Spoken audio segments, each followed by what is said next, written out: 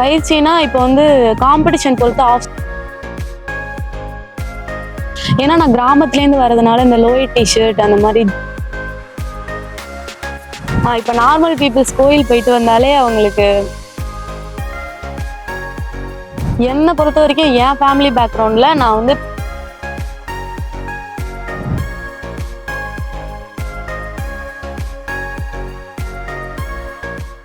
வாழ்த்துக்கள். உங்களை பத்தி நம்ம நேயர்கள் கூட ஷேர் பண்ணிக்கோங்க. வணக்கம், என் பேர் நித்யா பாலகிருஷ்ணன். நான் தஞ்சாவூர் மாவட்டம் பாப்பநாடு ஊர்லேருந்து வர்றேன். நான் ஈவெண்ட் வந்து அத்லெட்டிக்ஸ், அதில் ஹேமர் த்ரோ ஈவெண்ட் பண்ணிட்டு இருக்கேன். நான் வந்து நேஷனல் லெவலில் பார்ட்டிசிபேட் பண்ணியிருக்கேன். ஓகே, நீங்க வந்து ஒரு தடகள வீராங்கனையா இருக்கீங்க அப்படின்றதுனால உங்களுடைய இந்த பயணம் எப்படி இருக்கு? 12th பண்ணிட்டு இருக்கேன். 12th வந்து சிஎம் டிராஃபின்னு ஒரு காம்படிஷன் நடந்துச்சு. அங்க போயிட்டு என் கோச் அங்க என்னை பார்த்து ஐடென்டிஃபை பண்ணி நான் வந்து ஹேமர் த்ரோ ஈவெண்ட் பண்ணேன். ஃபர்ஸ்ட் வந்து ஜாவ்லின் த்ரோ தான் பண்ண சொன்னாங்க. அப்போதான் நான் வருவேன் அப்படி சொல்லிட்டு அதுக்கப்புறம் கொஞ்சம் கொஞ்சமா ஹேமர் த்ரோ பண்ண ஆரம்பிச்சு மெடல்ஸ் பண்ண ஆரம்பிச்சேன். ஓகே, நிறைய பேருக்கு நிறைய கோல் இருக்கும். சோ நீங்க ஸ்டார்டிங்லயே இந்த தடகளத்துக்கு நம்ம போகணும், இதுல நம்ம ஏதாவது சாதிக்கணும் அப்படின்ற ஒரு எண்ணம் எப்போ உங்களுக்கு தோணுச்சு? எனக்கு முன்னாடி எங்க அக்கா இருக்கா. எங்க அக்கா வந்து ஸ்போர்ட்ஸ்ல வந்து போல் வால்ட்டுங்கிற ஈவெண்ட் பண்ணிட்டு இருந்தா. அவ நேஷனல் மெடல்லாம் நிறைய பண்ணியிருக்கா. அவளை பார்த்து நான் இன்ஸ்பயர் ஆகி எனக்கும் நிறைய பண்ணணும்னு ஆசை வந்துச்சு. ஓகே, நீங்க தடகளத்துறையை தேர்ந்தெடுத்திருக்கீங்க இல்லையா? சோ ஸ்டார்டிங்ல தடகளத்துக்கு போகலாம் அப்படின்னு நினைச்சப்போ உங்களுடைய ஃபேமிலி சப்போர்ட் எப்படி இருந்துச்சு உங்களுக்கு? எங்க அம்மா வந்து சின்ன வயசுல இருந்தே நிறைய கேம்ஸ் அது மாதிரி பார்ட்டிசிபேட் பண்றது எங்க அம்மாவுக்கு ரொம்ப பிடிக்கும். எங்க அம்மா வந்து எங்க 2 பேருக்கு, எனக்குமே எங்க அக்காவுக்கும் பெரிய பிக் சப்போர்ட் தான், பில்லர் மாதிரி தான் இருக்காங்க. ஏன்னா நான் கிராமத்துலேருந்து வர்றதுனால இந்த லோயர் டிஷர்ட் அந்த மாதிரி ஜீன் டிஷர்ட் எல்லாம் போடுறத அலோவ் பண்ண மாட்டாங்க. ஆனா எங்க அம்மா எப்பவுமே போல்டா இருக்கணும், வெளில போயிட்டு நிறைய கத்துக்கணும் அப்படிங்கிறதுக்காக எங்க அம்மாவே எனக்கு கிரவுண்டு கழிச்சிட்டு போயிட்டு வருவாங்க. ஸோ எங்க பேரண்ட்ஸ் எனக்கு ரொம்ப பெரிய சப்போர்ட் தான்.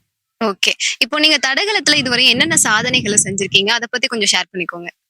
நான் வந்து சவுத் ஜோன்ல வந்து கோல்டு மெடல் பண்ணியிருக்கேன். அதுக்கப்புறம் ஓப்பன் ஸ்டேட்ஸ்ல வந்து கோல்டு மெடல் பண்ணியிருக்கேன். இப்போதைக்கு தமிழ்நாட்டுல கோல்டு பொசிஷன் ஃபர்ஸ்ட் பொசிஷன்ல நான் தான் இருக்கேன். அதுக்கப்புறம் யூனிவர்சிட்டி கேம்ஸ் நடக்கும் காலேஜுக்காக, அதுல வந்து ரெக்கார்ட் பிரேக் பண்ணி ரெக்கார்டு என்னோடது தான் வச்சிருக்கேன். ஓகே, இப்போ தடகளத்துல நிறைய சாதனைகள் பண்ணிட்டு இருக்கீங்க இல்லையா? சோ இந்த அளவுக்கு நீங்க சாதனைகள் பண்ணி தடகளத்துல இன்னும் அதிகமா முன்னேறதுக்கு யாரு காரணம் அப்படின்னு சொல்லுவீங்க? நான் வந்து இவ்வளவு தூரம் வளர்ந்துருக்கேன்னா அதுக்கு முழு காரணமும் என் கோச் தான். என் கோச் என்னை ஃபர்ஸ்ட் ஐடென்டிஃபை பண்ணலன்னா நான் இங்க வந்திருப்பேனான்னு எனக்கு தெரியாது. ஸோ என்ன மாதிரி நிறைய ஸ்டூடெண்ட்ஸை என் கோச் வந்து ரெடி பண்ணி அமைச்சிருக்காங்க. நிறைய பேர் அண்ணா யூனிவர்சிட்டியில சீட் வாங்கியிருக்காங்க, பிஜி டெக்ல சீட் வாங்கியிருக்காங்க, போலீஸ் டிபார்ட்மெண்ட், கவர்மெண்ட் ஜாப்ஸ்லாம் நிறைய சீட்ஸ் வாங்கி கொடுத்துருக்காங்க என் கோச். என் கோச் வந்து ஸ்போர்ட்ஸ் பண்ணணும் அப்படிங்கிறதுக்காக கல்யாணமே பண்ணிக்காம எங்களுக்காண்டி டெடிகேட் பண்ணி, ஏன்னா அவங்களுக்கு பசங்க ஃபேமிலியை பார்த்துக்கணும் அப்படிங்கிறதுனால எங்களை பார்த்துக்க முடியாதுன்னு அவங்க கல்யாணமே பண்ணிக்கல. எங்களுக்காகவே ஃபுல்லா டெடிகேட் பண்ணி ஃபுல் அண்ட் ஃபுல் எங்களோடய ஜேர்னியில இருக்காங்க. ஸோ என் கோச் தான் எல்லாத்துக்குமே காரணம். ஓகே, இப்போ இந்த தடகளத்துக்கு அப்படின்னு எடுத்துக்கும் போது நிறைய பயிற்சிகள் நீங்க எடுத்துக்குவீங்க இல்லையா? சோ நீங்க எப்படி எல்லாம் பயிற்சி எடுத்துக்கிறீங்க, எங்கெல்லாம் எடுத்துக்கிறீங்க, என்ன மாதிரி எல்லாம் எடுத்துக்கிறீங்க பயிற்சிகளை? பயிற்சினா இப்போ வந்து காம்படிஷன் பொறுத்து ஆஃப் சீசன், மிட் சீசன், இன் சீசன்னு நிறைய வெரைட்டிஸ் ஆஃப் பயிற்சி இருக்கு. அதுல வந்து நாங்க ground work out plus weight training பண்ணுவோம். அதுக்கப்புறம் சில டைம்ஸ் ஹில்ஸ் ட்ரைனிங்கும் அழைச்சிட்டு போவாங்க. வெயிட் ட்ரைனிங்னா ஸ்பெசிஃபிக்கா எங்களுக்காண்டி கிளீனு, ஸ்நாட்ச் அது மாதிரி வெயிட்ஸ் லிஃப்ட் பண்றது நிறைய இது இருக்கு. ஸோ அது மாதிரி அதுக்கப்புறம் நான் பண்ற ஈவெண்ட் வந்து highly technique event. So daily பண்ணாதான் அந்த ஈவெண்ட்டை வந்து நல்லா பண்ண முடியும். ஸோ டெய்லி காலையில மார்னிங் 2 செக்ஷனுமே பண்றதுனால நாங்க நிறைய ட்ரைனிங் எடுத்துக்கிறதுனால தான் பண்ண முடியும். ஓகே, நிறைய ட்ரைனிங் போறீங்க இல்லையா? சோ அத்லெட் அப்படின்னு எடுத்துக்கும் போது பயங்கரமா உடல் வலிமை நமக்கு தேவைப்படும். சோ உடல் வலிமைக்காக நீங்க என்னென்ன விஷயங்கள் எல்லாம் ஃபாலோ பண்ணிட்டு இருக்கீங்க? உடல் வலிமைனா ஃபர்ஸ்ட் ஃபுட்டு தான் சொல்லுவாங்க. புரோட்டீன் கண்டென்ட் நிறைய உள்ள ஃபுட்ஸ் எடுத்துக்கிட்டோம்னாலே நமக்கு வந்து நிறைய உடல் வலிமை கிடைக்கும். அதுக்கப்புறம் வெயிட்ஸ் பண்ணும்போது ஓன் பாடி வெயிட் ட்ரைனிங் நிறைய இருக்கு.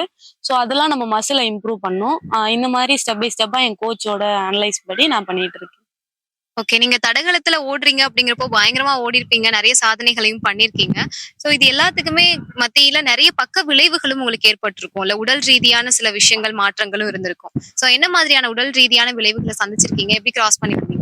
பக்க விளைவுகள்னு எனக்கு ஒன்றும் ஏற்பட்டது இல்லை. ஆனா டெய்லி ப்ராக்டிஸ் பண்றதுனால நிறைய பாடி பெயின்ஸ் இருக்கும். இப்ப நார்மல் பீப்புள்ஸ் கோயில் போயிட்டு வந்தாலே அவங்களுக்கு அடுத்த நாள் எழுந்திருக்கும் போது கால் வலி, கை வலி எல்லாம் இருக்கு. இப்போ நாங்க டெய்லி மார்னிங் ஈவினிங் ப்ராக்டிஸ் பண்றதுனால எங்களுக்கு நிறைய பெயின்ஸ் இருக்கும். பட் அச்சீவ் பண்ணணும் அப்படிங்கிற மைண்ட் செட்னால எனக்கு அந்த பெயின் வந்து ஒரு இதா தெரியல. அதனால நான் பண்ணிட்டு இருக்கேன். ஓகே. உங்களுடைய பெயினே உங்களுக்கு பெருசா தெரியல அப்படின்னு சொன்னீங்க. பட் இந்த தடகளம் அப்படின்னு எடுத்துக்கும் போது பயங்கரமா சவாலான தருணங்கள் இதுதான் இதுல அப்படின்னு எத சொல்லுவீங்க? என்ன பொறுத்த வரைக்கும் என் ஃபேமிலி பேக்ரவுண்ட்ல நான் வந்து இப்போ ஒரு நிறைய காம்படிஷன் போயிட்டு வரணும்னா நார்த்லாம் போயிட்டு வரணும்னா ஃப்ளைட்ல போயிட்டு வரணும் அப்படின்னா என்னால் அதை அஃபோர்ட் பண்ண முடியாது. ஸோ நான் ட்ரெயினில் அது மாதிரி தான் போயிட்டு வரும்போது எனக்கு எக்ஸ்பென்சஸ் நிறைய ஜாஸ்தி இருக்கும். ஸோ அதுதான் எனக்கு பெரிய சவால். என் கோச் தான் நான் என்னால் முடியலை அப்படிங்கிற பட்சத்தில் என் கோச் தான் எனக்கு நிறைய தந்து ஹெல்ப் பண்ணி என்னை அழைச்சிட்டு போயிட்டு வந்திருக்காங்க.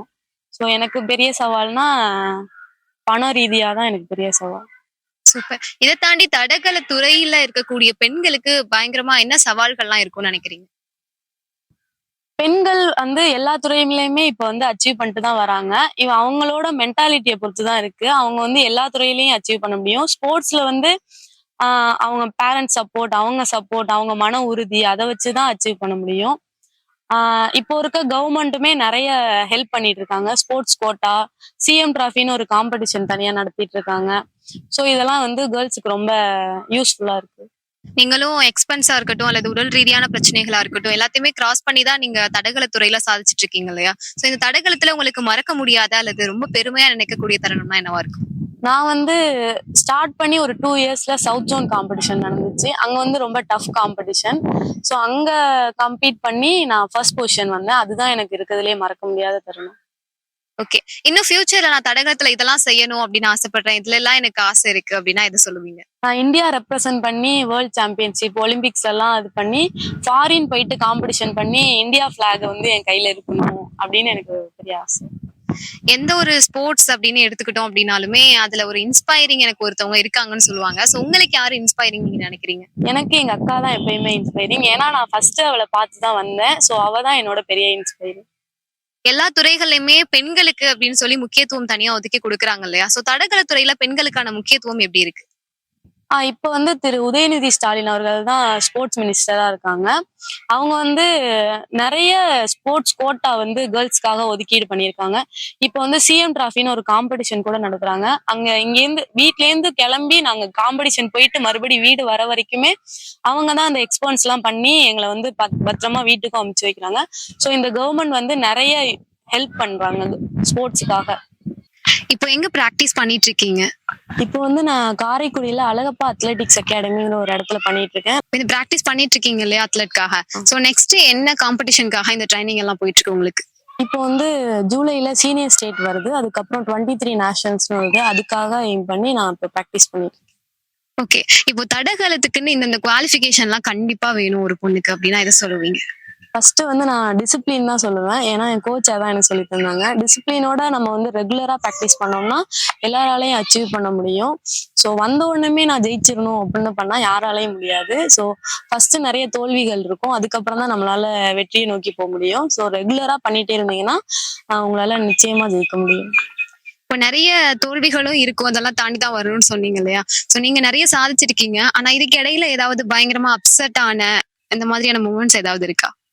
நான் நல்லா ப்ராக்டிஸ் பண்ணிட்டு ஒரு காம்படிஷன் அட்டன் பண்ண போவேன். அங்க போயிட்டு என்னால ஒழுங்கா பெர்ஃபார்ம் பண்ண முடியாம நேஷனல் மெடல் 2 மெடல் நான் வந்து விட்டுருக்கேன். ஸோ அது வந்து எனக்கு ரொம்ப அப்செட் ஆன ஒரு தருணம். ஓகே. அத்லெட்காக ஒரு நாளைக்கு எவ்வளவு நேரம் டைம் ஸ்பெண்ட் பண்ணுவீங்க? எவ்வளவு ட்ரைனிங் எடுத்துக்குவீங்க? காலையில ஈவினிங் 2 செக்ஷன் பண்ணுவோம். மார்னிங் வந்து 6:00 இருந்து அந்த ப்ராக்டிஸ் செஷன் எவ்வளவு நேரம் போகுதுன்னு 8, 9 வரைக்கும் போகும் மேக்ஸிமம். ஈவினிங் வந்து 4 to 6:30 வரைக்கும் ப்ராக்டிஸ் பண்ணுவோம். ஓகே. இப்போ அத்லெட்டுக்குன்னு சொல்லி இவ்வளவுதான் ஏஜ் லிமிட், இதுக்கப்புறம் நம்மளால போக முடியாது அப்படின்னு ஏதாவது இருக்கா? சப்போஸ் வந்து ஒரு குறிப்பிட்ட அளவு அத்லெட்ல இருக்காங்க, பட் இடையில 1 இயர் 2 இயர் கேப் வந்ததுக்கு அப்புறம் திரும்ப அவங்களால அத்லெட்டுக்குள்ள நுழைய முடியுமா? ஏஜ் லிமிட்லாம் ஒண்ணுமே கிடையாது. நம்ம எப்போலேருந்து வேணாலும் அத்லெட்ஸ் பண்ணலாம். மாஸ்டர் கேம்ஸ் இருக்கு. ஜூனியர், சீனியர் எல்லா லெவல்லையுமே நம்ம அத்லெட்ஸ் பண்ணலாம். இப்போ வந்து இன்ஜூரினால நிறைய பேர் ரெஸ்ட் எடுத்துட்டு அதுக்கப்புறம் நம்ம அவங்க ட்ரைனிங் பண்ணி மறுபடியும் ரெகுலர் ட்ரைனிங் வந்தாங்கன்னா கண்டிப்பா அச்சீவ் பண்ண முடியும். ஓகே. உங்களை மாதிரியே தடகளத்துல சாதிக்கணும், ஜெயிக்கணும், ஸ்போர்ட்ஸ்ல ஏதோ ஒரு துறையில ஜெயிக்கணும் அப்படின்னு நினைக்கக்கூடிய பெண்களுக்கு நீங்க என்ன ஆலோசனைகள் சொல்லுவீங்க? ஏற்கனவே பெண்கள் வந்து எல்லா துறையிலையும் முன்னேறிட்டு தான் வராங்க. ஸோ வந்து அவங்க மேல அவங்க நம்பிக்கை வச்சாங்கன்னா எல்லா துறையிலையுமே ஸ்போர்ட்ஸ் மட்டும் இல்ல எல்லா துறையிலையுமே அவங்களால கண்டிப்பா உள்ள வர முடியும். இதுதான் நான் சொல்றேன். நீங்க ஒரு ஸ்போர்ட்ஸ்ல இருக்கீங்க, தடகள துறையில சாதிச்சிட்டு இருக்கீங்க அப்படின்ற எல்லாத்தையுமே கடந்து நீங்க ஒரு விமன் அப்படிங்கிற அடிப்படையில மற்ற பெண்களுடைய வளர்ச்சிக்கு என்ன சொல்ல நினைக்கிறீங்க? நான் வந்து இப்ப எங்க அம்மா வந்து என்னை எவ்வளவு கஷ்டப்பட்டு வளர்த்து எங்க அம்மாவால முடியாததை என்ன பண்ண வச்சிருக்காங்க. அது மாதிரி எல்லா கேர்ள்ஸுமே அது மாதிரிதான். அவங்க பேரண்ட்ஸ்னால முடியாததை அவங்க பிள்ளைங்க பண்ணணும் அப்படின்னு நினைப்பாங்க. ஸோ இனிமே வர ஃபியூச்சர் கேர்ள்ஸ் வந்து அவங்களாலே முடியும், அவங்க எல்லாமே நம்பி பண்ணாங்கன்னா அவங்க எல்லா துறையிலயுமே எல்லாராலையும் பண்ண முடியும். ஓகே. இதுவரையும் அத்லெட் சார்ந்த நிறைய விஷயங்கள் எங்க கூட ஷேர் பண்ணீங்க.